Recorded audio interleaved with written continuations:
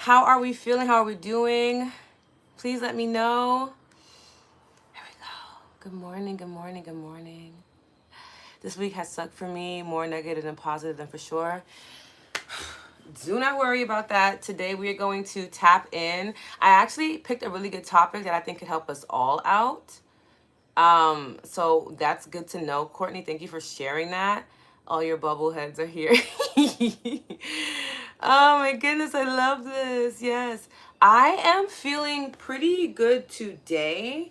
I was really sick like the end of last week, and I was just like, oh my gosh, this is gonna drive me crazy. Being sick is not one of the things that I enjoy. I think a lot of people can agree it's not a fun time. Um, but overall, I am feeling a lot better. And I'm excited to be here with you all today because I really wanted to talk about today's topic, but also just to check in. I realized like we are in communication a lot. Hello. We're in communication a lot throughout the week. And I was just like, oh man, I haven't actually like really heard from you all. Also, thank you to everybody that did respond to like the emails. It's always so nice to talk to you guys via email as well. So thank you for that.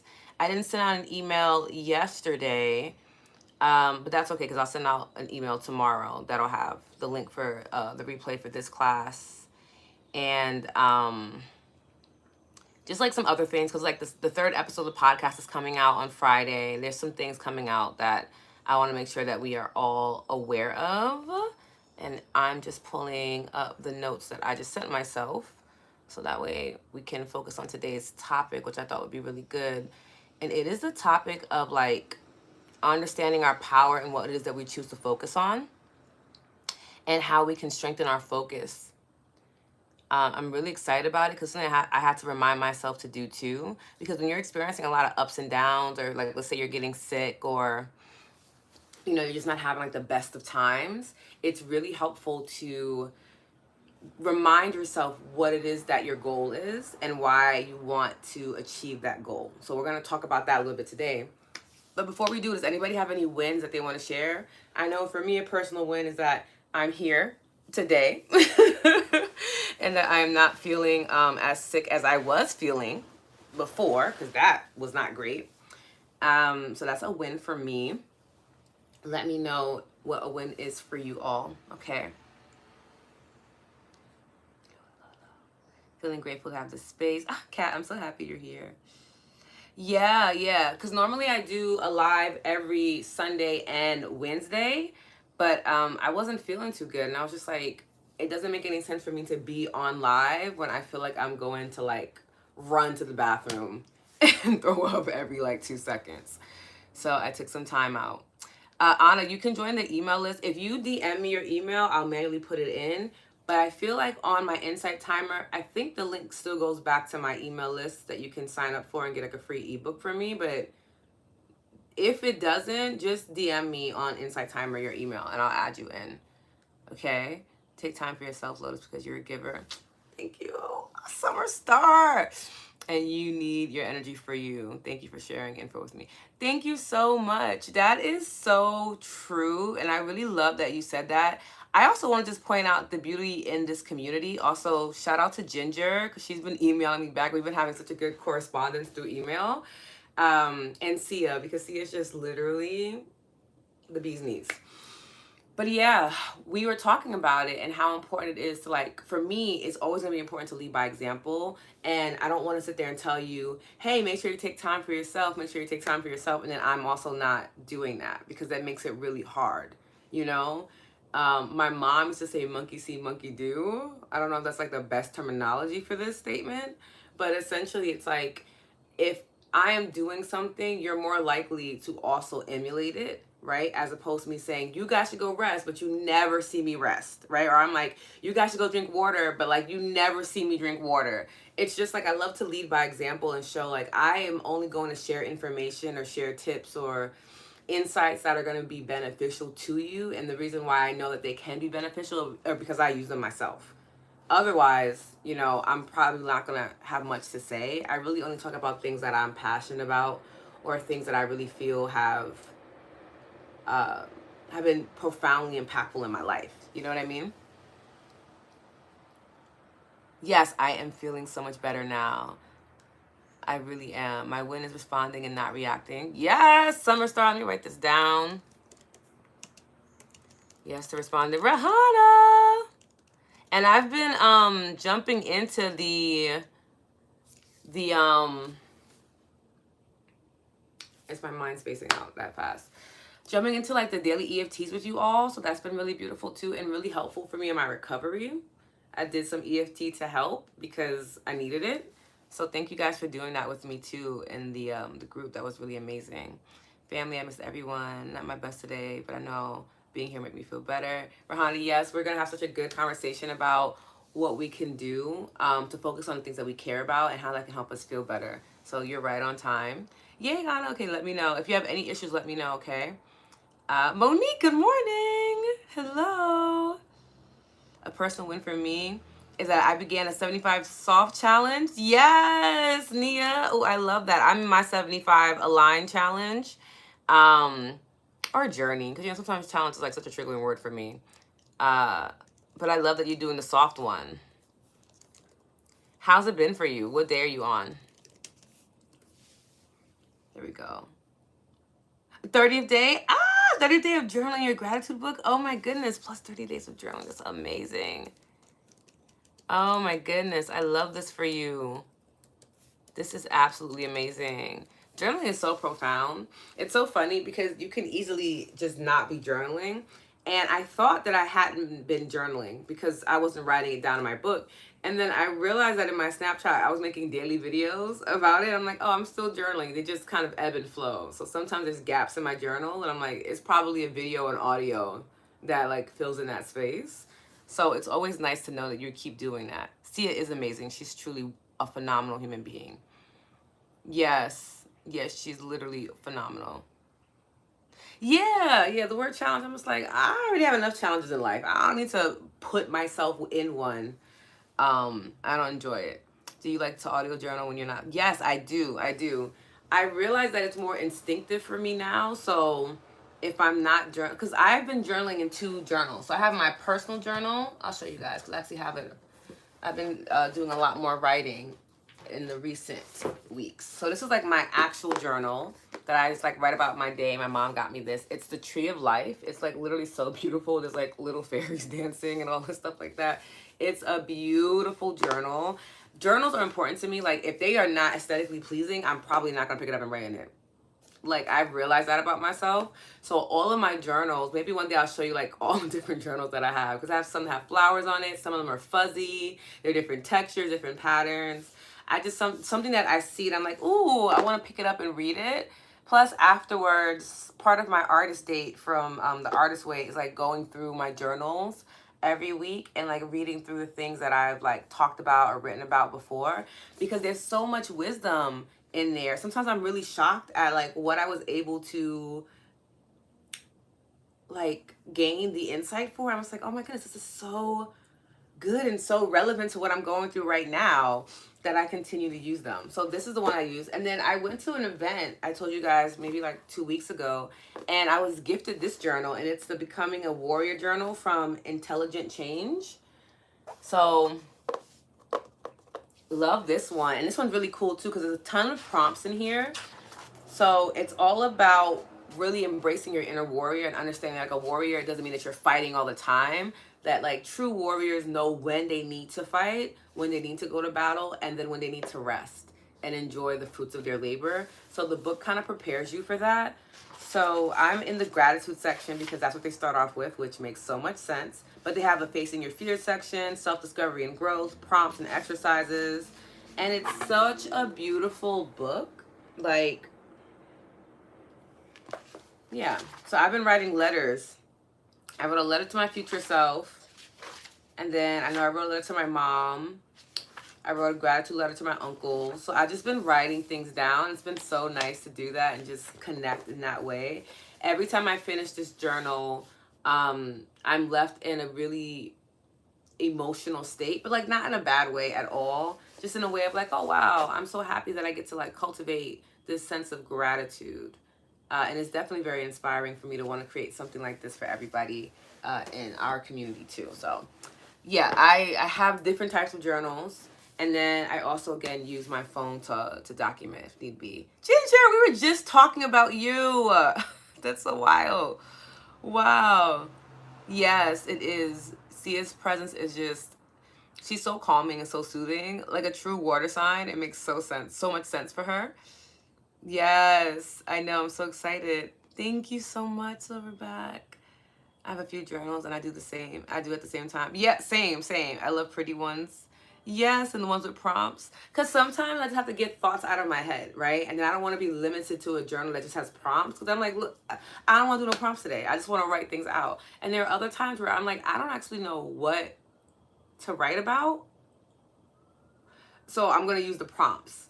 And sometimes you need two journals, sometimes you need one. I think it depends on the people that are using them. I know when there was like a really hard season in my life, I had like it's called like a dump journal, and I would just journal all the things that were irritating me, things that annoyed me, and it would all go in there so that it was not in my head anymore, because it was really causing me to have like a really pessimistic mindset. And I found that I was like complaining a lot, and I don't like to complain. It's not something that I enjoy doing. I'm pretty good at making sure that I'm not doing that, but I had noticed that I was, and I was like, I don't enjoy the way it feels to complain. I also know that like complaining is an act of like energy sucking, you know, like an energy vampire. And I'm like, I don't want to sit there and be that way towards people and they're telling me about their day and I'm just like telling them the worst parts of mine. I think there's a place and time to share things that, you know, are heavy. And then sometimes it's like, this is actually not heavy. It's just something that you shouldn't be focusing on, you know? And that's what we're going to talk about today. Like prioritizing what you truly care about. Because I realized for myself that that's super important. Because you could have said yes to a lot of amazing things in life, like things that are really profound and incredible to experience and to do, but you really don't have that type of energy, or you haven't figured out how to cultivate enough energy to split yourself in those different spaces. So it's really about understanding how to prioritize what you actually deeply care about, the things that light you up, so you can refocus on those things. It makes life a lot sweeter. It also makes life a lot easier to endure. So for instance, I'm just gonna unplug this because there you go. I kept hearing like this sound and it was a lot. So when I ended up taking on a position to work one-on-one with the family, with their beautiful kids, to like help them with their social emotional well-being for the school year, and that's exciting, you know. But I think sometimes I get a little like in my head of like, kind of going back to like my educator background when I really just want to be able to do this more often, or like, you know, focus on the podcast, and it can kind of bring me to like a lower state. And not because the work I do is difficult or that I don't enjoy it, because I do. I just know that's not my main thing for me to do here on earth. And sometimes it can feel like I am distracted, you know, by doing this thing, because it's like, well, livelihood, you know, we live in a capitalistic world, so you do need to bring in a bit more income, and you have a skill set to do that, which is a blessing in itself. So that's one aspect of it. But another one is just like, okay, but just taking up like an extra 5 or 6 hours of my day now that was like devoted to something else, and not to find more time to do these things. And I was feeling really I was almost frustrated. I was like to that point. But then I was like, you know what can I really focus on? What do I truly care about? And I realized that there's a lot more for me to focus on that I care about than there is for me to focus on that I don't care about or that frustrates me. And shifting that perspective put me in a better space. And I was like, oh, I'm going to share this with everybody today on the live, because I genuinely feel like we all can benefit from just that shift in perspective, you know? Oh, yeah, he's at school. I love this. Oh, that's amazing. Tashana, hello. I need a book bag for my journals. I have I have like several bookshelves. Eventually, I think I'm going to have a library of journals, which I think it'll be exciting for my niece to kind of read back on my life, which I think is going to be so much fun. Vita, good morning. Yes, how are you feeling? I sometimes write in the computer. I have a lot of notes in my phone too. I have tons of notes. I have like at least 3,000. It's really, I need to go through and consolidate them at some point, but like I have tons of notes. Tons.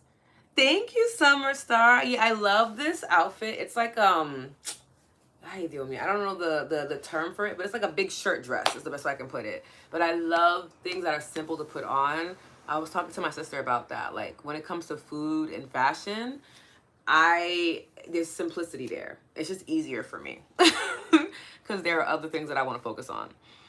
You're a little gem. Oh my God, thank you. So noble and giving of yourself. Yeah, I really wanted to make sure the kids felt safe, so it was nice to be able to do that with them. I can't read my handwritten journals. Sometimes you're so passionate.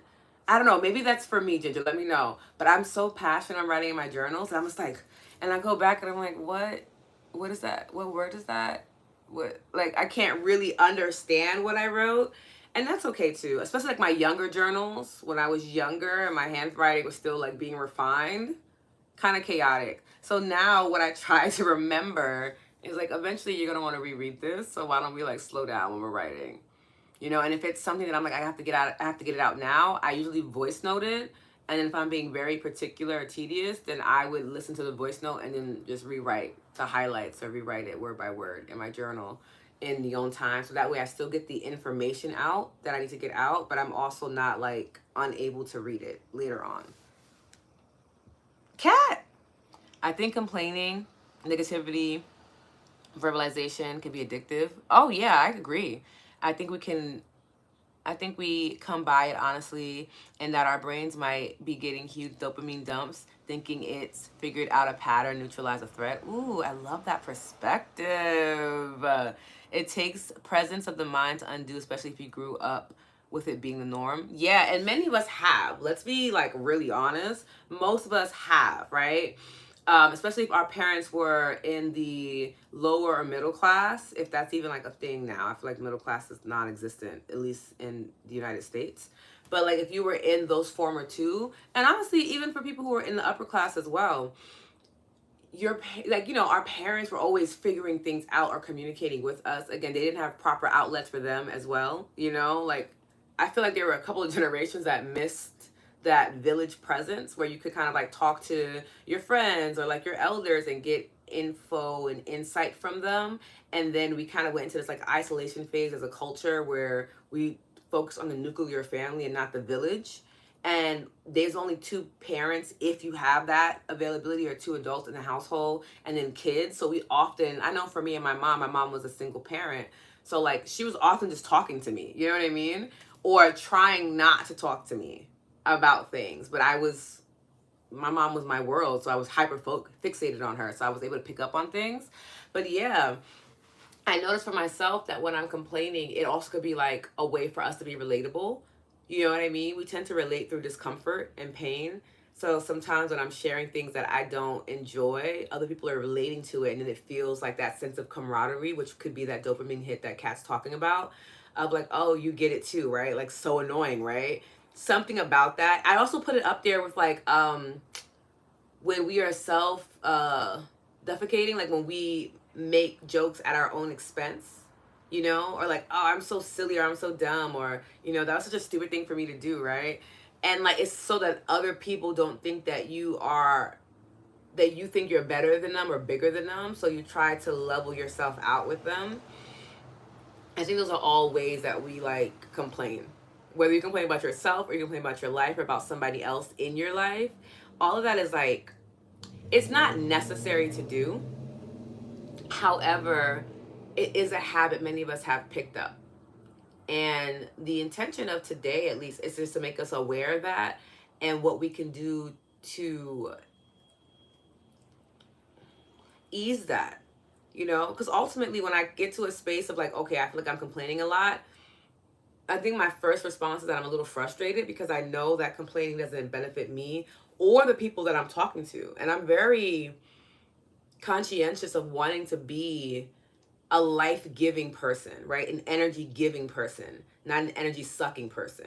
And complaining is something that does that. Because sometimes people don't realize that they're being energy vampires. We all have that ability to be an energy vampire, by the way. It doesn't mean that you're like this vicious, mean human being that like hates other people. No, it just could simply be something as easy as complaining, as not being grateful. Not being grateful is an energy sucking frequency, right? And it does propel other people to also want to match that. And it's an interesting concept. It's an interesting journey. I'm constantly surprised at how easy it is to like slip back into habits that do not benefit me or the people around me, you know? Or staying with the unhealthy habits of complaining or like being self-defecating because it's somehow easier to do than like pouring into myself or finding the silver linings and the glimmers in life, you know? Thank you. Yeah, I have a hot pink belt that sometimes I wear with it. New York Yankees pinstripes. I actually just support all New York sports. But if I have a preference, it would be the Mets. But that's because I grew up next to Shea Stadium. Well, it's Citi Field now, but when I was younger, it was Shea Stadium. So it's a preference for Mets. But yes, all New York sports I support. I think most New Yorkers are like that, and except for baseball fans. They're either Mets fans or they're Yankee fans, and they make it very clear. But most of us are just kind of like, as long as we win, we're good. Yeah, it's not as intense. Yes. I love this. I really want to take a trip out to meet you. Your personality is giving for me. Oh, thank you, Courtney. Hopefully we can set something up. Never thought about more than one journal. Going to try that. I read more than one book at a time. I read more than one book at a time too. And I always love that when I'm reading more than one book, they always seem to like collide beautifully.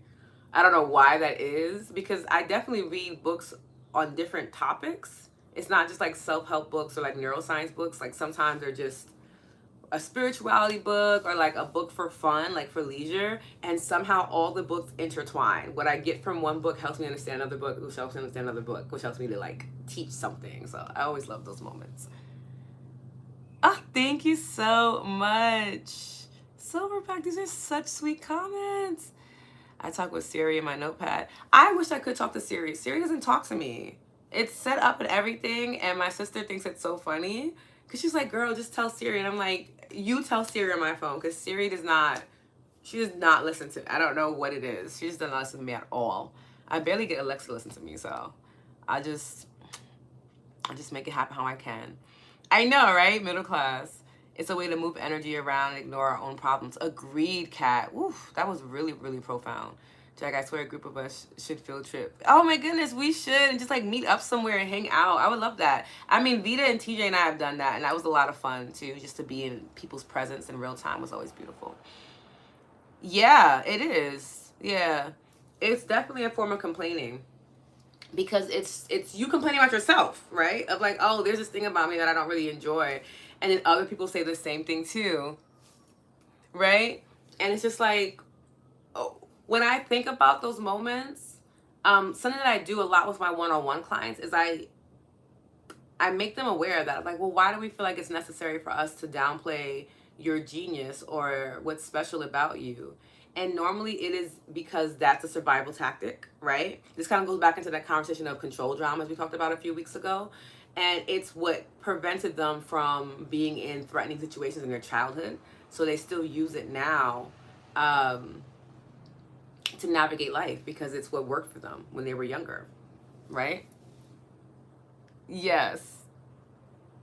I can relate, Lotus. Working full time again leaves me with less time to do the things I really love. I know. I feel you. I have to really sit with myself and be like, girl, this is a blessing. let's rethink our position on this and like really have a heart to heart, because you're not doing something that you don't enjoy doing. You're also not doing anything that you're not good at. You know what I mean? So it's like that you're not good at. So why are we so upset about this thing that you genuinely need?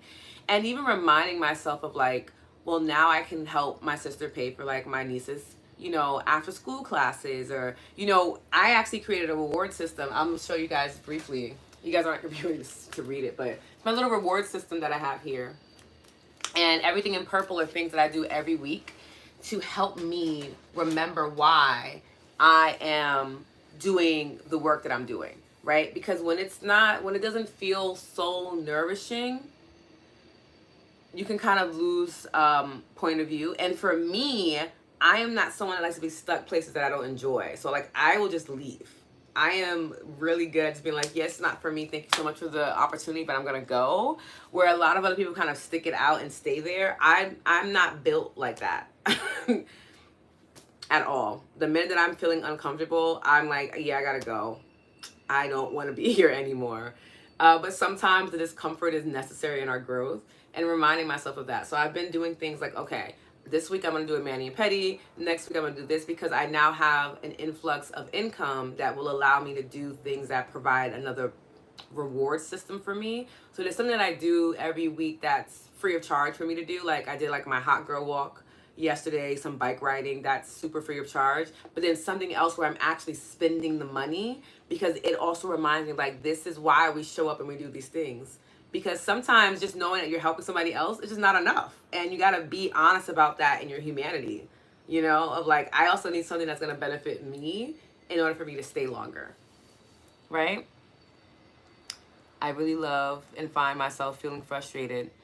Then I quickly remind myself how stressful it was to not have an income, which takes me right back to being grateful again. Rahana, we're on the same page. We're on the same page. Struggling to find that balance of living in this materialistic world and being me. Yes. Yes, noticing the glimmers. Yes. Kat, I actually have a EFT session on glimmers and triggers on YouTube if you want to watch that later on. Talking about the science behind glimmers and all that good stuff. Most New Yorkers, yes, they are really intense about baseball. I'll never understand it. I've tried to get into sports. I'm not a sports girly like that. Yes, Beautifully Collide. That's the song. Oh, okay, I gotta check that out. CMAB says more than one book at a time is superpower. I love that. Yeah, let's go to the art museum. I've done the Rocky Steps. It's actually really exhilarating. Yes, we have to do it again, Vita, please. Yes. Childhood deflecting. It's what happens. A lot of the things we do are just from our childhood. We just grew up with it. And because we grew up in our tribes, right? These core communities, we didn't see anything wrong with it until we explore other communities, which normally happens during like our coming of age, which is usually like in movies they kind of say coming of age like when you hit puberty, because that's your influx of hormones, so like it's really challenging the way that you were thinking before.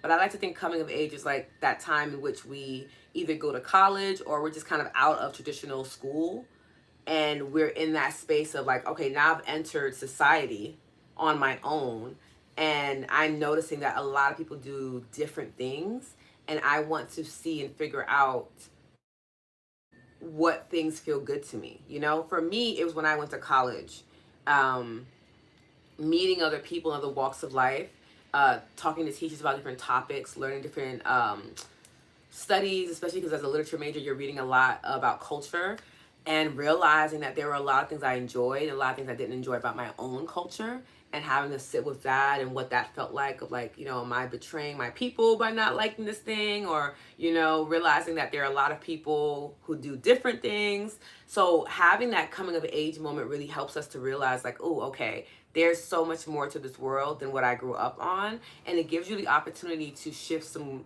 core beliefs and habits that are no longer serving you, or that could be holding you back. Because sometimes they can still be serving you, but they're really holding you back. But they're serving you in your community because your community has reached this threshold, right? It's reached its peak, and you're matching that peak performance, and that can make you think that you're doing well in life, when in fact, there's so much more for you to explore within yourself and within your communities outside of your core one, right? Yeah, please check it out, Kat. I think you'll really enjoy it. I never fit in with my tribe too well. I was always the black sheep, and I thoroughly enjoyed it. But I will say I was very lucky and fortunate enough that my tribe did not make me feel bad about the fact that I definitely was different. You know, they weren't like, oh my God, like, why can't you do what we do? They just kind of like, she just does different things, you know? Like, my mom really didn't impress me too much on it. My uncles really praised me a lot about it. And I think that's also because ultimately I was like a decent kid. Like I wasn't like really rude or impolite. So I do feel like that allowed me to have some privilege in being weird, because they were like, the girl gets good grades, she's really kind to people, she shares a lot, like does her chores, she's a loving person, so like whatever she does that we don't understand, we just let her do it. And that's been really, really nice when I think back on my childhood, that I wasn't really pressured to be or to assimilate. I think the only time I got pressure was like with my music choices, because I was really into like alternative rock as a child. And it's to drive my mom crazy. That would be the only time where she's like, girl, what are you listening to? And I'm like, it's Nirvana, it's Soundgarden, Mom. You don't get it. Rage Against the Machine. And she's just like, where did you get this preference from? Like, where? Because I also love Stevie Wonder and, like, you know, the greats, Diana Ross, the Supremes, you know, Luther Vandross. Like, I love that as much as I love, you know, Incubus and all that stuff. And it was that part I could see where my mom was like, just get in alignment, because I don't want to hear your music in your room. But I think that's as crazy as it got for me. Yeah, I am I love, love, love rock a lot. Yeah, big thing. Okay, let's chit chat really quickly about why prioritizing what we truly care about matters, because I think we've touched on it a little bit, but I want to give some tips before we jump into our EFT session. The first thing is like understanding what it is that you care about. I think a lot of times we think that because we are familiar with something, we care about it, but we actually don't care about it that much. And my intention is to show us that we should focus on the things that inspire us. Those should be the things that we care about, right? So a good example I would say is, because I care about a lot of things, but I want to focus on things that I don't. It's so funny because I can't really find things that I don't care about because I don't focus on them. I think this is like literally in real time you're witnessing what I mean. I can tell you so many things that I deeply care about that inspire me and light me up, but I'm trying to find things that I don't care for. And there are plenty of them. I just don't focus on them enough to like bring them to the forefront. So I need a moment. I mean, evident, like, big ones are like racism, classism, sexism. I don't really care for those things at all. I just feel like they're super unnecessary. I tend not to give a lot of my attention to it because it's infuriating and it doesn't really help me to feel safe, and it doesn't help me to propel the community forward, right? So those are not things that take up a lot of space in my mind or in my experience, because I don't want to feed those things, right? At all. It doesn't mean that I'm ignoring them. Like, they're very clear things. They're things that deeply impact me, unfortunately. However, I realize that if I pour too much energy into them, they become even bigger in my life. And that's not what I want to experience. Does that make sense? So instead of focusing on things of like, well, you know, I was discriminated against or something like that, I focus on the spaces in which I'm not. Right? I focus on the people that love me regardless of how I look or how I identify. And those spaces are what I prioritize, because when I'm in those spaces, they are also life-giving to me. And that allows me to move forward. That allows me to unfold and ultimately to be whatever version of myself I'm meant to be here on earth. I can't do that in those other spaces. So it's really important to redefine care and making sure that what you're giving your energy towards, your life force towards, is really allowing you to expand, allowing your community to move forward, and it's not holding your community back. Let me know if that makes sense, right? And also, too, nothing that's too surface level either. Like, I'm talking about things that are profound, things that when you think about them, they light you up, right? So for me, family lights me up. When I think about my family, it is a big motivator for me. It's a big inspiration in my life. When I think about my community online, like, it helps. Even today, I was waking up, and I wake up pretty early before we hop on live together. And I was just sitting there like, I am exhausted. My body's still healing, and I want to go back to sleep. But I made a commitment to my community, and I know I'm going to feel better when we're talking to each other. So how do I get from this moment to where I'm with them? Because once I'm with them, I'm fine. It's the gap in between that I'm concerned about. And I started thinking about all the reasons why I care about community, why I care about this community in particular. I thought about the people that are tuning in at different times all over the world. I thought about the fact that when we get to come together on lives, we get to hold space for each other. That I'm not the only one holding space, that we get to say hi to each other. And that can't happen if I don't hop on live. These are the things that I prioritize in my mind to get me to the end goal of being able to show up here, to be here with you all. That's super important when you are redefining care, as opposed to it being like something like chores or work of, and it can be very surface level of like, oh, I gotta go to work because I have to pay bills. That's really not, I mean, it's not gonna get me moving, right? But when I'm redefining care of like, going to work allows me to then go and care for my family, something that's deeply inspiring to me, something that I prioritize, it changes the outcome for me. It allows me to endure however long of discomfort I'll be in, because I know at the end of it, the reward is being able to provide for my family, right? Being able to provide for myself. And that changes my perspective. It's really important that we lean into that wisdom, because it's going to be the thing that helps us to sustain our success and helps us to move forward. So let me know if that makes sense, okay?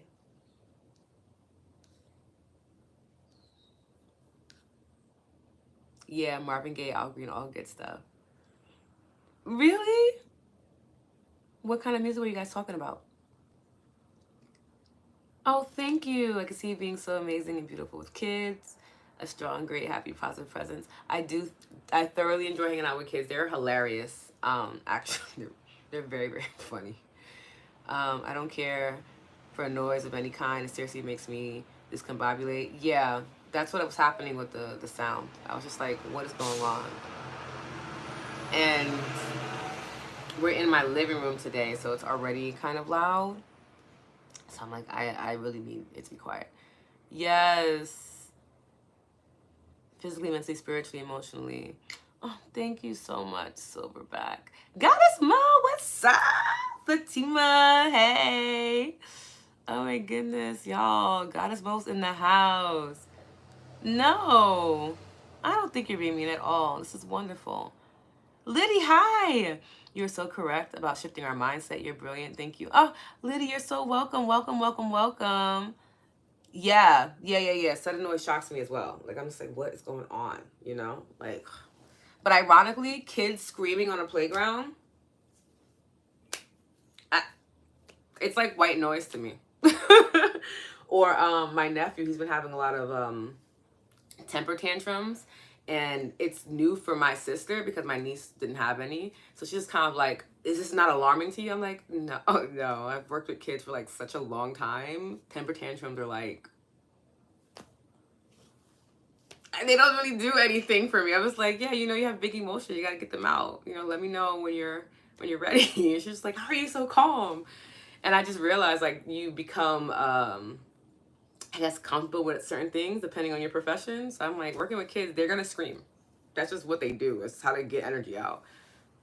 So funny. Yeah, like get out your system. But okay, so we know that this makes sense, right? And then another thing I want to highlight is just like making sure you identify what lights you up and prioritizing those things. So maybe making a list of moments or experiences that lit you up, and seeing what about that you can bring to the forefront of your day to day can really help you to get through your day and to get through something that's a bit more arduous, right? So, for instance, yesterday was an okay day. Like, again, I'm not having hard days at work at all. Like, I'm not just like, oh my God, like these kids. Like, it doesn't feel like that. They're really wonderful children. It's just frustrating in the sense of I'm not doing what I feel like I should be doing, in the sense of being here with you all, or, you know, now it's taking more time for me to like edit. So now my days are longer because I still have to edit. And I still have to create outlines for classes, still do an email. And now I have an extra 5 hours that I'm no longer able to use to do those things. Then I start to get, you know, you start to ruminate and start to think of like, oh my goodness, that's going to be so frustrating for me. But prioritizing those feel-good moments and experiences of like, ooh, okay, but yesterday I went bike riding after work for like 20 minutes and it was so nice. And it actually helped me so much to be able to put things in perspective of like, I get to bike ride in a really beautiful neighborhood because the family that I work with is in a really beautiful neighborhood in Philadelphia. And I want to be able to do this if I was with this family, right? And you kind of circle back around to building out rewards around the thing that feels a bit like a burden, okay? And then also to connection to the divine purpose. Our deepest desires are often signs and signals pointing to our higher purpose or calling. So focusing on what you care about aligns you to your divine purpose. And I feel like that's really, really big for people that are into spirituality or just into wellness and well-being. You want to be connected to divine source on things, right? So if your job is not connected to divine source or you don't feel connected to spirit, then what can you prioritize that does, right? So for me, maybe the work that I do doesn't connect me to spirit in particular, but praying before I go to work does, right? So I'm going to prioritize that, making sure that I do my prayers, making sure that I sit and read my devotional, go to my prayer circle prior to me doing the thing that I don't necessarily enjoy. Almost like creating like this sandwich, if you will, right? So I have, the good things that I'm doing right before work and then something immediately after work. And that gives us cushion to endure the middle part. And that's the goal that I want us all to set for ourselves, not only for this week, but moving forward. Because there are going to be tons of things that you're not going to enjoy about life, unfortunately, because just of the world we live in and us rewiring our brains and moving through control dramas and moving through, childhood traumas, things like that. These things happen. However, if you can find a way to sandwich it, if you will, it will help you ultimately to feel good at the end of the day, right? Because sometimes even where I'm trying to figure out like what was the highlight of my day when I'm doing my gratitude at the end of the day, it was so simple yesterday because the last thing that I did outside of hanging with my family was like go bike riding. And that actually happened to be the highlight of my day outside of my hugs for my niece and my nephew. Especially because me and my nephew were beefing for like a day. So it was nice that we made up. It was hilarious. But being able to have that at the end helped me to get through the entire day. So when I went to sleep and I woke up this morning, I'm like, oh, I thought about the bike ride again. I'm like, oh, you know what? I kind of want to do that again. As opposed to being like, oh man, I have to go back to work and you only have like 2 hours after you do your live to edit and then to eat something and you got to go try. You see what I mean? Like it's so incredibly easy for you to fall off track. And when I say fall off track, I really want to be mindful of my words because you're always on the path. You're always on your divine path. You really can't be off the path. However, you can feel off the path, and going down that road, if you will, keeps me feeling like I'm not in alignment when in fact I ultimately am. Okay? Yes, yeah. I was a teacher for a long time, which is so funny. But as I get older, I was talking to my girlfriend about this. Your priorities kind of shift. So when I was younger, the priority was definitely like money, right? Like money allows me to have certain things, pay my bills, things like that. But as I've gotten older, money is not the priority. Time freedom is. Being able to do what I want when I want with my time is more important than the amount of money that I make, which can be a little dicey in a capitalistic world. But for me, it's really about the time. That is my currency. That means everything to me. The minute that I feel like I am not doing something nourishing with my time, it just puts me into a different headspace. And if I'm like, I'm only doing this because it's bringing me in money, I'm like, that's not enough for me to give up my time, like personally. So it's why I charge, a certain way that I charge when it comes to like, teaching or doing speaking events or coaching or my packages or whatever it is I'm offering on top of the work that I do, right? It's why I'm able to do donation-based processes like this, where this is not about money, clearly, right? This is about me sharing information and sharing insights because this is what I'm divinely led to do with my time. This is soul nourishing work. You need that. as well as the stuff that you do for like your livelihood, right? Super important. Yeah, kids chit chatting is hilarious. I'm totally following you as well. All needed a reset. I appreciate you and I have more work to do. Say it again. And I appreciate you to move it to work. Thank you, Liddy. Yes, what lights up is huge. Clues to deep value. It's huge. And it really should be what it is that you are centering your life around. Center your energy around life-giving aspects, life-giving experiences. And it is possible to do so while still working, while still having to engage in things that aren't life-giving. Okay? Thank you, Silverback. I'm so grateful as the last week has been challenging, trying to take a much needed vacation and now a burden at work. Yep, exactly. Hi, Tina. Yes. It's so energizing, the parts that light us up and point to divine purpose. And that's why we want to focus on those things, right? And you're not going to do it 24/7. This is not about perfection. Again, this is about prioritizing, making sure that those life-giving things are not on the back burner. They need to be in the front. They need to be guiding you and leading you. Because if they're guiding and leading you, whatever you get afterwards is not going to feel as intense or as depleting, because you've done something that's nourishing to your spirit, nourishing to your body, to your livelihood. So then when you have to experience things that don't feel that way, it doesn't hit you as hard, because you're just kind of like, okay, like, luckily, I took care of myself beforehand, so this is like mildly annoying, totally fine. I can get through it, because once I'm done, I'm gonna go back to that nourishing thing. Making sure that we prioritize, okay? I don't want us to think that we're talking about being this high vibration 24/7, because that's perfectionism rearing its ugly head again, right? We're simply just asking ourselves to get into that space of, even though right now it's not great, something better will come, right? Honoring those ebbs and flows in life. I'm going to try that as I do pray on the commute. Yeah, listening to a podcast that feels really good, listen to an audiobook, like finding ways to do something. Like I have an hour commute to work every day, which is a lot, right? It's a lot. It just is a lot in general. And it's fine now because the weather is good, but as it gets colder, these are things I've been thinking about, of like, for my health, like that might be a little tedious and hard to do. But what I've been doing is like bringing a book with me, putting on like some jazz to kind of tune out the noise that happens on like public transportation, because I like to take the train and stuff like that.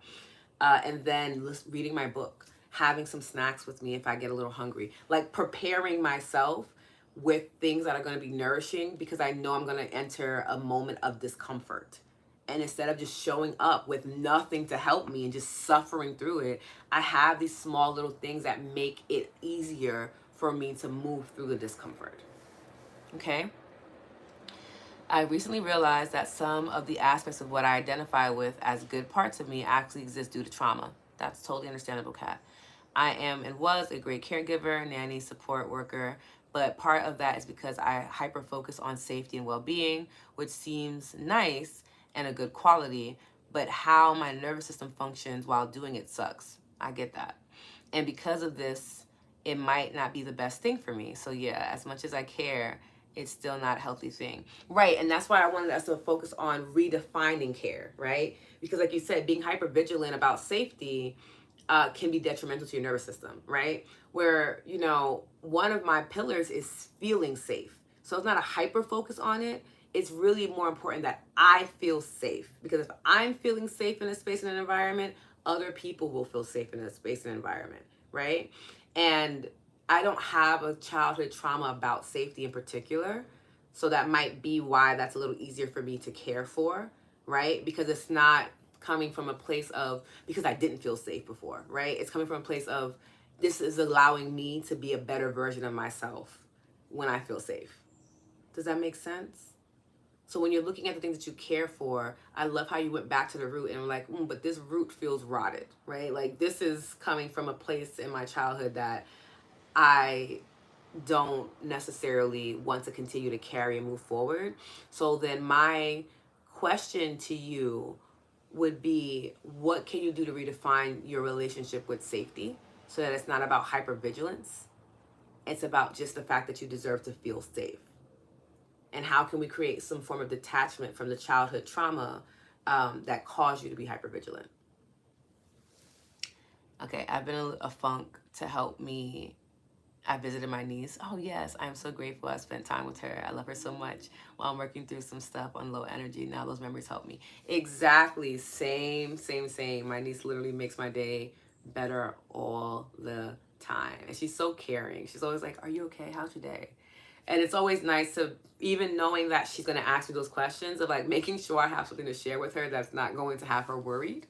It's just also another way for us to focus on things that we actually do care about, and knowing that she's also learning from me. So it's very important for me to be sharing those things with her too, so she can see how she can reframe her day as well. Yeah, the synergy technique. Yeah, yeah, yeah. Yes, rich in time. Yes. Like time is so important to me. Hi Tina.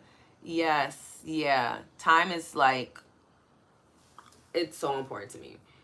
It's so, like, it's to the point where if something's really taking up my time and it's not giving back to me, like it's not soul nourishing, because like spending time with my family takes up a lot of time. Like it takes up hours of my day, but I love it so much. It's nice. I never want to actually leave. I have to remind myself you have other things to do, right?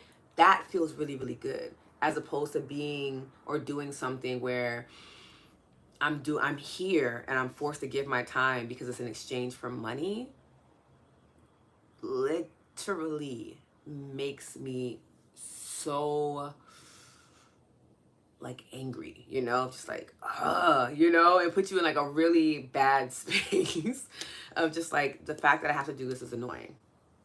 And it makes me just not like it, even though what I'm doing is something that I thoroughly enjoy once I get past that frustration. Yes, I feel off track, unbalanced. Yeah, with moments of feeling connected and grounded. Exactly.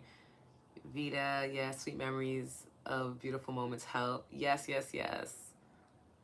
Makes so much sense. I resolved to start working an hour earlier on Wednesdays, which allows me to be present for the midweek tap-ins. Oh, yay! It gives me that boost to see out the remainder of the week. I love this. Thank you for being here, Nat King Cole. You're dropping all the stuff, Silverback. I love this.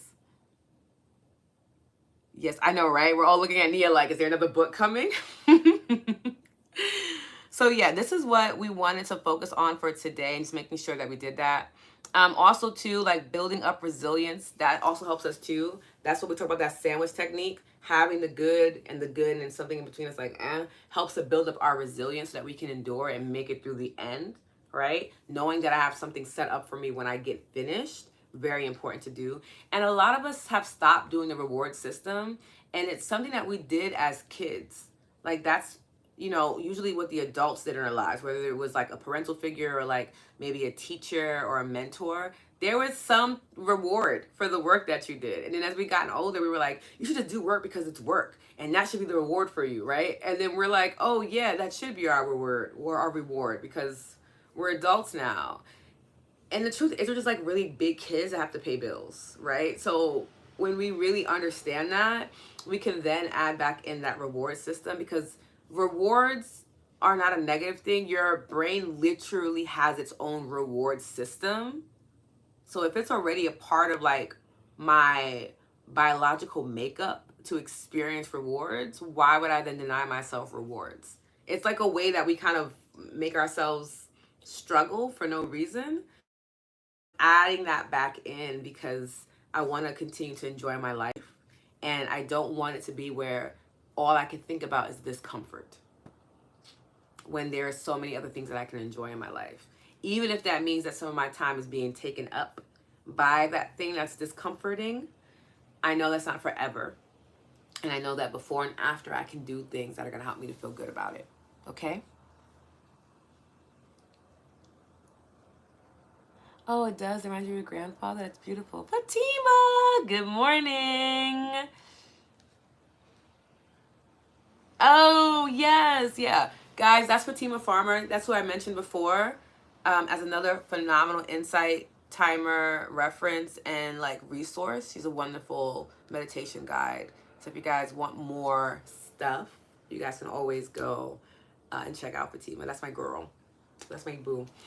Okay, so let me know how you feel about this topic, because I want to jump into the EFT portion of today. So if you guys have any other questions about reframing what we care about and making sure that we're focused on the things that we have control over, let me know before we begin our tapping session. Yeah, no, they are really, really good. Yeah, her meditations are great. When I'm not listening to my own meditations, I'm definitely listening to Fatima's. Pretty much all the time.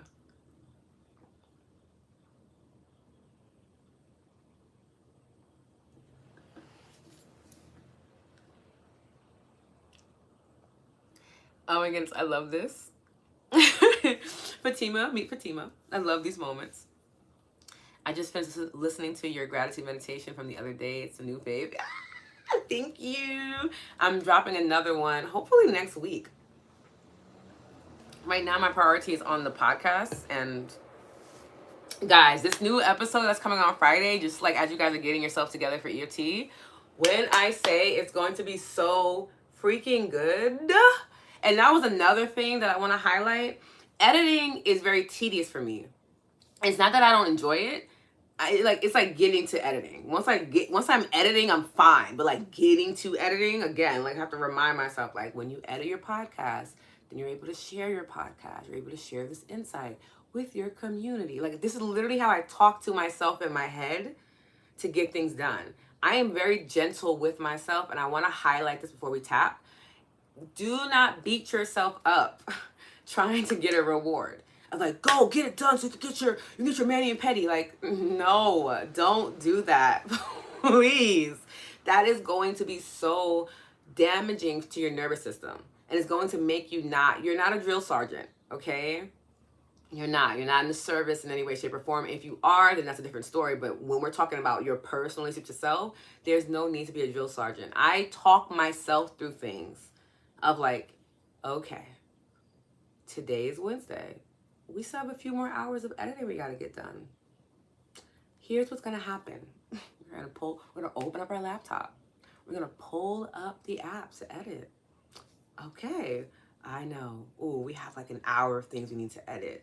Not as exciting, but let's just listen to what we've edited so far and see how we feel. By the time I do that part, I'm already locked in because I'm like, oh my God, yeah, this is really good. It's going to help. I'm thinking about what it's going to do for myself and other people, and it gets me through to the end. Again, that's a reward in itself. So like if I have to do the editing because it's going to get the podcast out in time for you all to listen to it, then I'm going to do the editing, right? I'll do the thing that's a little annoying and uncomfortable to get to the reward. And the reward is usually something that, again, is life-giving. It needs to be life-giving, okay? Yeah, Fatima, you already know. Sometimes I'll be like, or honestly, using your community too is another great one as well. When you feel unmotivated or unable to focus in on the good things in life, find the rewards, communicate that to your community. That was a tongue twister. Let them know and they can pour into you, right? So when I'm hopping on and doing lives with you all, you guys are my community. So having these conversations helps to reinforce that positive behavior. You know, I might reach out and text Fatima or my other girlfriend Courtney or my sisters and like text them, and they pour life into me, remind me like, girl, this is why you're doing that. Because sometimes on your own, you may not have the skill set or the endurance to talk yourself through the moment, because you're like, I don't care. I don't want to do this. I just don't want to do it. Having community back you up and be like, but guess what happens when you're done, right? When you guys leave reviews or comments or like reach out to me in email, I'm like, oh, this was a really dope episode that you gave, or I really got this from this. It's also a way for me to recommit, because that is rewarding. Hearing that it's helped you is rewarding. Right? It's also why a lot of practitioners and teachers ask for reviews, because it helps us. It's not just for us to look good in the public eye.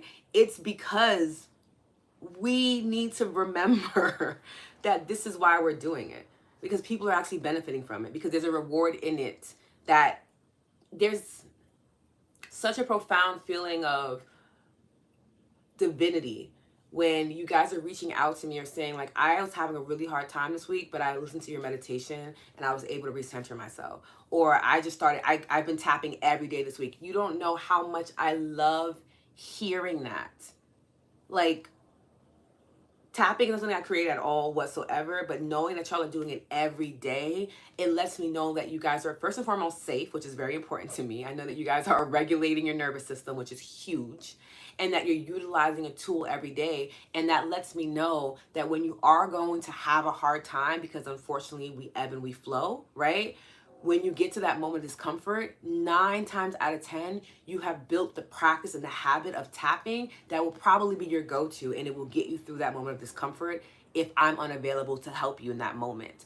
That is a reward. Those things help me to feel really good about showing up and continuing to move forward in the work that I do and the things that I share. Does that make sense? I really do enjoy writing. I want to write another one. Yeah, time-wise. Take your time, Nia. Whenever it comes out, we'll be ready, okay? Yes. I will make sure to listen to it. Yes, Fatima, please check them out. Personal rebrand episode was too good. Ah, I'm so happy. Yes.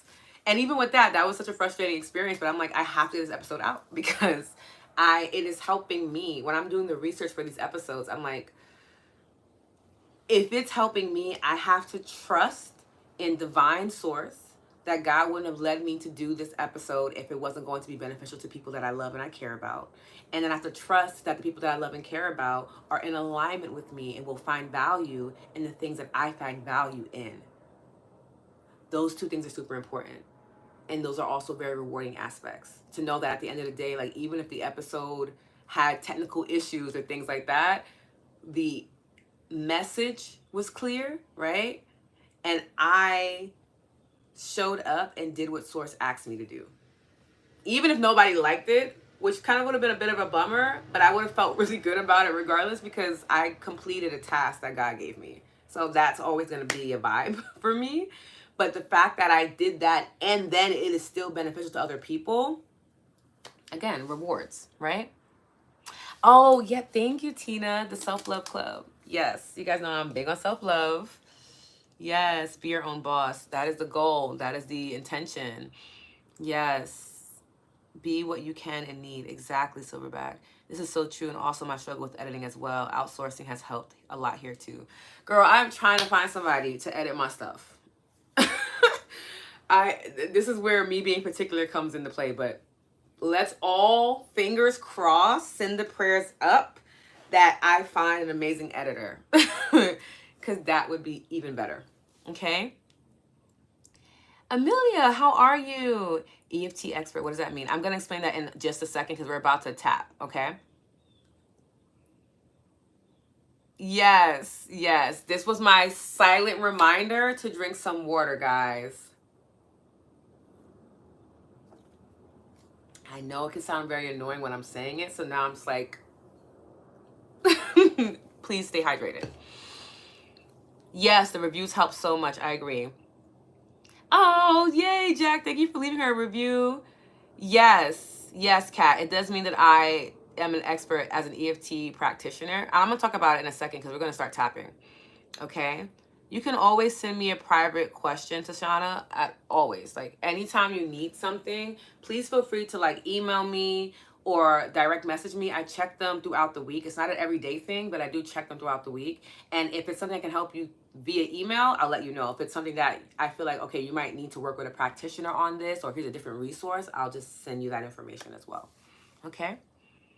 I'm editing something tedious too right now. Oh, Amy, I'm sending you love. The chakra clearing meditation helped me really get clear on my why and get back to my laptop. Yes, I love this. Yes. Editing is, and I love it. I actually love to edit. It's just such an interesting experience. Oh my goodness, please, please, Fatima, I beg of you. I need an editor. It worked because I just grabbed my water. This is my evil laugh, by the way. Yes, it's hard because only you know how you want it to sound coming from your voice. Yes, that's why I always try to work with someone. I had an editor before, But I try to work with somebody that's listened to my podcast before, that tends to be a part of the community, because they understand the context of how I speak and what's important to me. Because I've also had editors that are like, when I was working with Spotify, I had like this world-renowned editor, and every time he edited our pod, I was like, what is this? Like, why do you not understand context clues? Like, it was very frustrating, and I'm like, I'm gonna do it myself, because having this conversation with you and having to talk to you 4 or 5 times about something that is very clear to me is going to make me an unhappy camper, and like, we don't need that, you know? So freaking funny. Okay, let's talk about EFT real quick. So EFT stands for Emotional Freedom Technique or techniques, and is the beautiful healing art form of tapping on acupressure points, or acupuncture points too, because they can be acupressure points on the body, allowing you to release any trapped emotions or to redefine your relationship with trauma so that you can move forward, having your mind and body reconnected, which allows you to process emotions and energy in motion, which is emotions, through the body, so you can feel good, you can feel more confident, you have more clarity, and you'll have more courageousness to live out your life the way that you choose to. So the reason why I would be considered an EFT expert, though I don't necessarily use that terminology a lot, it's like the same thing. Like, technically, I'm a master practitioner as a meditation facilitator, and for EFT, for neurolinguistics, programming, for Reiki, and hypnotherapy. I don't like the word master for so many reasons. Main one, in the sense of me being a black woman in America, the word master and I do not get along well, so I don't use that. I don't necessarily use the word expert. I'm a practitioner. I've just been practicing these techniques, and I practice them enough where I can teach them and make them digestible for you to experience. That's really all that's happening. That's what I mean by, or that's what it means when someone says that they're an expert in something, or when they're an EFT expert. They're just really good at being able to teach you the basics and help you understand how you can utilize this tool for yourself. Okay? So let me know if that answers your question. Okay? Yes. Honestly, we are literally such a silly group of people, and I love this. The fact that we all have evil laughs in the comments is like, this is a rewarding moment. It's so freaking funny. Yes, we're about to calibrate. As we're doing so, please, again, drink some more water. That's very important. So if it's your first time tapping with me, sorry, the train is like moving, and I'm trying to decide if I want to close my window or let it go. Okay, yes, it's leaving. The train is like literally so loud. Okay. Drink some water. Very important. I would love for you to get comfortable as well. So wherever you feel safest, wherever it feels comfortable. If you want to tap laying down, tap laying down. If you want to walk around and tap, walk around and tap. If you want to sit down and tap, sit down and tap. I'm also a very laid back practitioner. I just care that you're trying and that you're doing it. There's no particular way in getting it done. So whatever feels best for you. And I want you to trust in your body's intuition over mine. Always. That's very important to me. Okay? So we're going to go over the 9 points. Just making sure I'm caught up. Okay, perfect. Great, great, great. We're going to go over the 9 points of what we're going to be doing. And we're doing 2 rounds today. We're actually doing, oh, snap. We're doing 10 points today because I want to tap on the heart for this one. So let's go over those first, and then we'll go over some things you can feel. Or do I want to do things you can feel first? Yeah. We'll do things you can feel first. So when you're tapping, it's really common for you to either like have your temperature rise or fall. Sometimes you get really hot, sometimes you get a little cooler. You could yawn, belch, tear up. These are all just signals and ways to let you know that energy is moving in the body, moving around the body. Because when we're tapping on meridian points, and think of those as like energetic highways that are a part of us and all around us. They tap into our auric field as well. So that's going to affect how you feel. It's not a negative thing. If you do feel overwhelmed or overstimulated, I want you to stop. I want you to drink some water. And then I want you to do a cross-body hug for a few breaths, maybe 3 deep breaths, inhale, exhale. And then you can start again tapping in an alternative way. And I'll talk about what those ways are right now. So tapping is traditionally lightly tapping on the body. Doesn't matter if you do 1 hand, 2 hands, all the fingers. It doesn't really matter. Either side works. You're tapping into the same meridian points. But if tapping is overstimulating for you, if you're someone that you consider yourself to be an empath, or you consider yourself to be very just sensitive as a being, what you're going to want to do is rub. This is an alternative way of doing it. You can pulse, where the hand does not leave the body, or you can just hover. Still doing the same thing, but it won't feel as overstimulating because we are electric beings. So when you're tapping, it could feel like turning on a light switch. And if that feels overwhelming for you, then don't tap. Just hover. Okay? I'm always going to suggest that for you. If you're tapping and we're doing the 9 points and something feels really, really good for you, like for me, the collarbone part feels so good. Sometimes I just stay here. I don't do it when I'm teaching because I need you guys to follow the routine. But on my own, sometimes I'm just tapping here. I call that your sweet spot. And you can stay there as long as you need to because your body knows what it needs ultimately. Okay? There we go. Working on intentionally moving through my abs. Yes. Ultimately, that's what I think we all are working towards, Goddess Mo. Thank you for sharing that. Like, yeah, getting better at that is so important for us all. Okay? All right, so here are the 10 tapping points for today. It's the side of hand between the pinky knuckle bone and the wrist bone. We would be tapping here. Tapping, pulsing, rubbing, or hovering. Then we have the top of the head, where the crown chakra would be.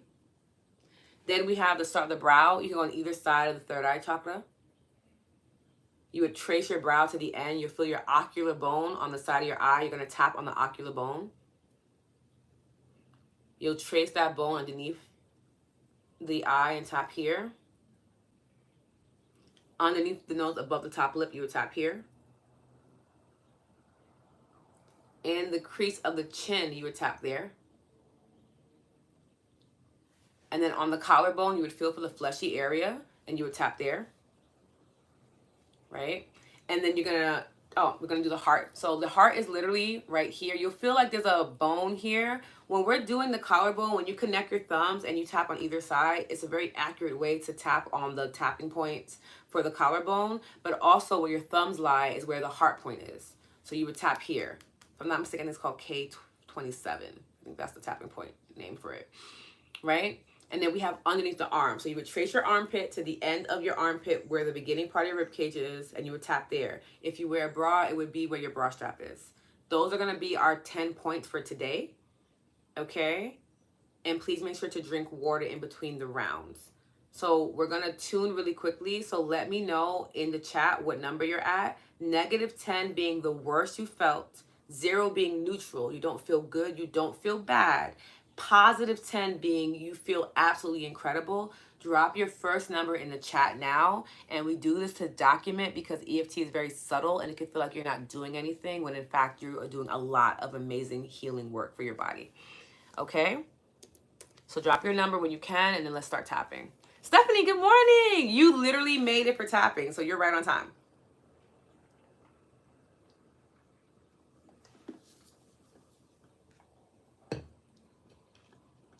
Hi, Deanne. Welcome. Hi, Kelly. Okay, let's do it. We're going to start on the side of the hand. And I want you to repeat after me. I'm just pulling this up because I am a little blind today. Cannot see this. Here we go. Okay, let's tap. Deep inhale, exhale. Deep inhale, exhale. On that exhale, soften the shoulders.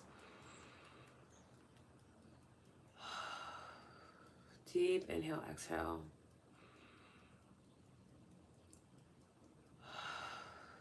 And I want you to use your voice. Repeat after me. Your voice is medicine.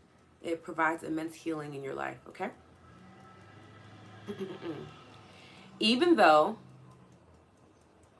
I sometimes get caught up in the challenges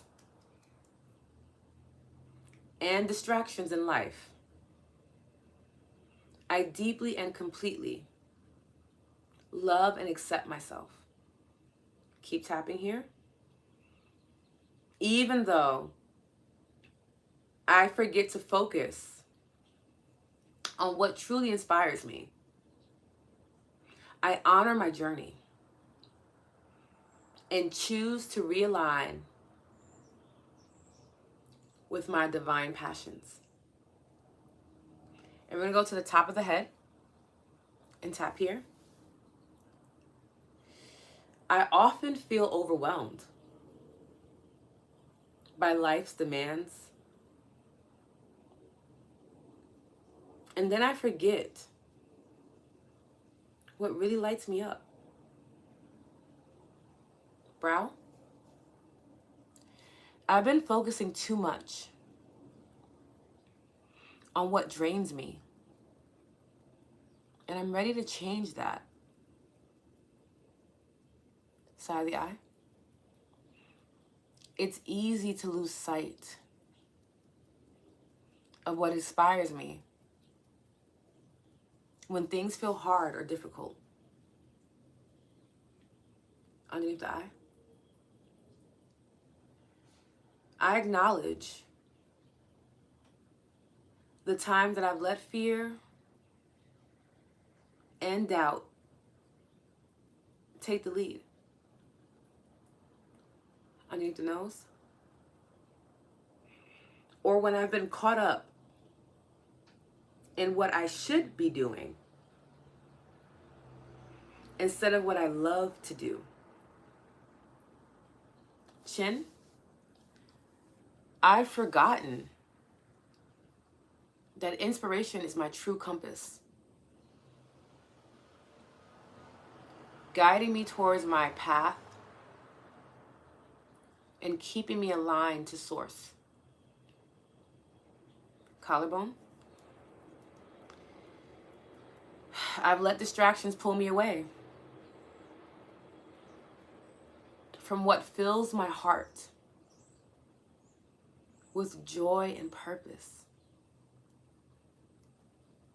Underneath, we're gonna go to the heart, excuse me, tap here.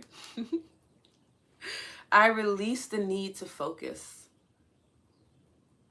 on what doesn't serve me. Underneath the arm, tap here. And I let go of any fear, doubt, distraction, or discomfort that can hold me back from living a life inspired by my passions. And when you drop your hands into your lap, take a nice deep inhale, breathing in, exhaling, letting go, softening the shoulders. And I want you to think of that tuning scale again. -10 being the worst you've ever felt, 0 being neutral, you don't feel bad, you don't feel good. And then you don't feel bad, you don't feel good, yes. And then +10 being the best you've ever felt. And drop that in the chat and take a big sip of water.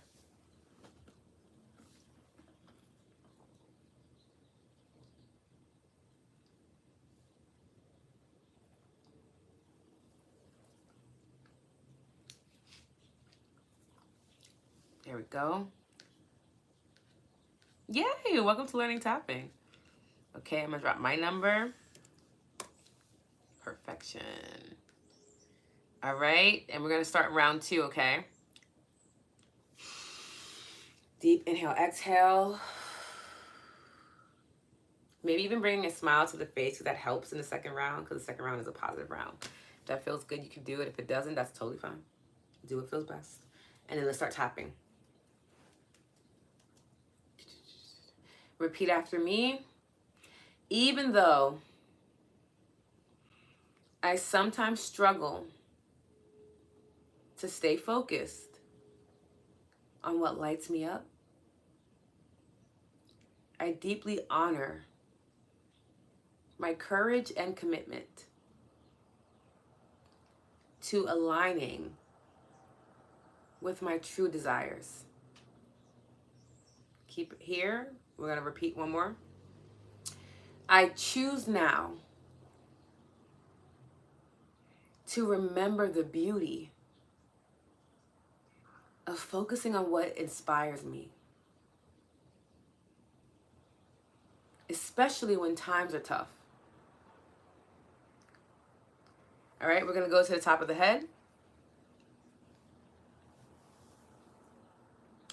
I choose to focus on what brings me joy, on what inspires me, and what makes my spirit feel alive. Brow. I am shifting my attention to the things that truly matter. We're going to go to the side of the eye. Tap here. I'm embracing the beauty of my passions, the things that light me up, and give my life meaning. Underneath the eye, tap here. I know that focusing on what inspires me builds resilience and strength within me. Underneath the nose, tap here. I choose to nurture the things that bring me joy, even when life feels challenging. Chin. I honor the power of inspiration to guide me through any discomfort or pain. Collarbone. I am worthy of a life filled with inspiration, passion, and aligned focus. Heart. I allow my heart to lead me towards what feels good, meaningful, and divine. Underneath the arm, tap here. I am committed to embracing what inspires me, knowing it is the path to my highest joy. I am deeply grateful for the ability to choose what I focus on. And I choose inspiration, joy, and purpose. Take a nice deep inhale, breathing in, and then on that exhale, placing the hands over the heart space. Softening into this moment, maybe closing the eyes if that feels good, or softening your gaze. Another deep inhale, breathing in, filling up the lower belly, allowing that air to expand into the heart space, and an open mouth exhale, release when you are ready.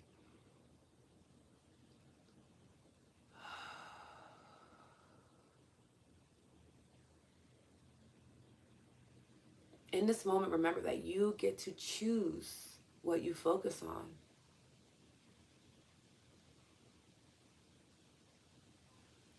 And it's all a practice.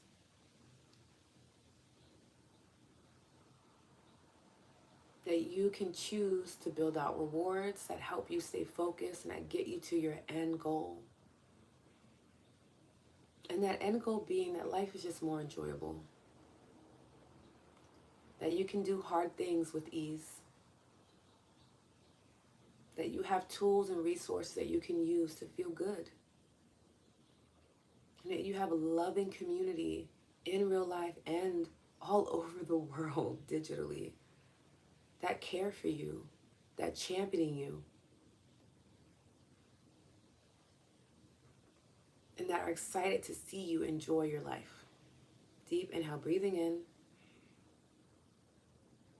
Exhale, letting go, dropping your hands into the lap.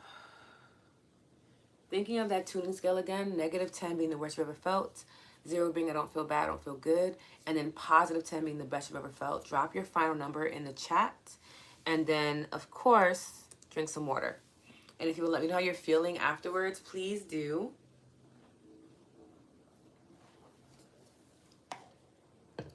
Of course, I totally forgot. This is a donation-based experience. So if you felt inspired or you had an aha moment or something felt really good for you during this session and you have the ability to donate financially, you can do so right now in Insight Timer or later on in Insight Timer. In my emails, there are alternative ways for you to donate. If you're unable to donate financially, you can do things like leave a review for one of my tracks on Insight Timer. You can subscribe to the podcast, leave a rating on Spotify, because that would be really helpful. You can share the podcast. You can join YouTube. There are so many different ways for you to show gratitude, and you want to make sure that you're doing that because it's an energy exchange. It's how we continue to keep the flow going, and how we continue to vibe higher, okay? My little tapping. My hair's all fuzzy. Okay, and let me know how you're feeling. Also, reminder, I'm sending out an email tomorrow that will have the link to this replay. For those that came in late and want to hear the conversational part of this, you'll be able to do that. Or you just want to retap for this session, you can do that too. And we have our 3rd episode of the Lotus Light podcast coming out on Friday. I'm going to drop the name in the chat so you guys can check it out. It's on all major platforms. And it'll be on grief and how grief and joy are necessary in your journey of starting over. It's a really beautiful episode. It has some heavy parts, but again, grief is heavy. But it's really important that we understand how grief helps us as a catalyst to wanting to change our lives, and how the brain processes grief and joy, because it's very interesting how similar that is. So if you are interested in learning about that or the other episodes on the personal rebrand and the purpose and the reason why we start over in life and how we can, you can check out the other 2 episodes. Until then, okay? I'm really appreciative of you all for joining me today and spending some time with me, okay? Oh, Amy, I'm so happy. Yeah, that's a huge jump, Rahan. I agree. 10, feeling amazing. Whoop, whoop. Yes, Fatima. +6. I feel tuned into my light, as you should, Goddess Simone, because your light is bright. You're so welcome, Fatima. I love you so much. Feeling great. Yes, that's amazing. Wow, so many incredible responses today. I know, right, Jack? Thank you for the lotus flower emoji. Seems like this topic is really resonating for the group. I know it is for me. Yes, Amy, I agree. Michelle, thank you so much for your donation. I deeply appreciate it. Any donation is so important. Again, this is what helps me to pay for my livelihood. It keeps me on track. So if you're able to donate, I appreciate it so much. So grateful to be with this amazing community. Love you so much, Vida. Thank you, dear Lotus, for creating this amazing space. We did it together. Vida, thank you so much for your donation. Kat, I appreciate your time and energy so much. Thank you so much, Kat. Lotus, thank you very much. Quite an incredible morning. As always, Jack, we always have a good time together. Grateful for this beautiful experience. Namaste. Namaste, Tina. I hope to see you all again. If you want to join the email list, please feel free to DM me your email or to click the link in my teacher profile. It should take you to my email list. If it doesn't, send me your email so you can stay up to date with other things. Thank you, Fatima, for sending me your donation. I love you all so much. Please drink your water and enjoy the rest of your week. And I will see you on Sunday for another Lotus Hour, okay? But before then, we have the podcast dropping on Friday. So please share an episode with a friend, okay? Because that would make me so happy. Thank you. Love you guys so much. Have a beautiful day. Bye.